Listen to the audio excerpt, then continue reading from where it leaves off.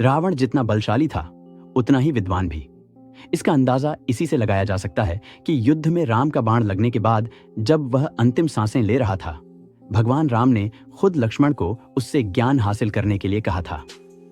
आइए जानते हैं रावण का जन्म कहाँ हुआ था, वह कितना ज्ञानी था, उसे ब्रह्म राक्षस नाम कैसे मिला और क्यों शनिदेव को बंदी बना लिया था। पूरे देश में नवरात्र की धूम है। देवी दुर्गा की आराधना की जा रही है क्योंकि लंका के राजा रावण पर विजय प्राप्त करने के लिए भगवान राम ने 9 दिनों तक माता रानी के चंडी स्वरूप की आराधना की थी। 10वें दिन मां के आशीर्वाद से रावण का अंत किया था।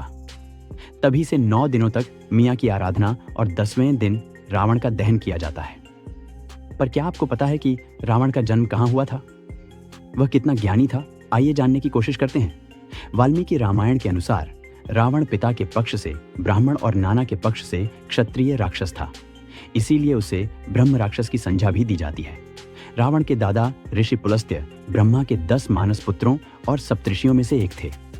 उनके पुत्र ऋषि विश्रवा की पत्नी क्षत्रिय राक्षस कुल की कैकसी ने रावण को जन्म दिया था। कैकसी के पिता दैत्य राज सुमालया थे। ऋषि विश्रवा की दूसरी पत्नी से कुबेर का जन्म हुआ था। रावण ने अपने पिता ऋषि विश्रवा के संरक्षण में वेदों और पवित्र ग्रंथों के साथ ही साथ क्षत्रियों के ज्ञान और युद्ध कला में भी महारत हासिल की थी। उत्तर प्रदेश में गौतम बुद्ध नगर के ग्रेटर नोएडा से करीब 15 किलोमीटर दूर एक गांव है बिसरख। माना जाता है कि इसी स्थान पर रावण का जन्म हुआ था, इसलिए यहाँ पर दशहरा भी नहीं मनाया जाता। मीडिया रिपोर्ट्स में इसका कारण यह बताया गया है कि कई दशक पहले बिसरख के लोगों ने रावण का पुतला जलाया था। तब वहां एक एक कर कई लोगों की मौत हो गई थी। इसके बाद लोगों ने रावण की पूजा की, जिससे मौतों का सिलसिला रुका था। लंका को विश्वकर्मा ने शिव पार्वती के लिए बनाया था, जिसे ऋषि विश्रवा ने यज्ञ के बाद शिव से दक्षिणा में मांग लिया था। इस ऋषि पुत्र कुबेर ने सौतेली मां कैकेसी के जरिए रावण को संदेश दिया कि लंका अब उनकी हो चुकी है। हालांकि रावण चाहता था कि लंका केवल उसी की रहे, इसलिए उसने कुबेर को धमकी दी कि उसे बलपूर्वक छीन लेगा।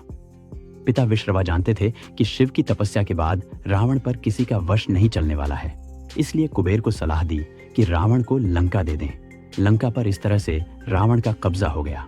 रावण जितना बलशाली था उतना ही विद्वान भी। इसका अंदाजा इसी से लगाया जा सकता है कि युद्ध में राम का बाण लगने के बाद जब वह अंतिम सांसें ले रहा था, भगवान राम ने खुद लक्ष्मण को उससे ज्ञान हासिल करने के लिए कहा था। तब लक्ष्मण लंका राज के सिर के पास बैठ गए।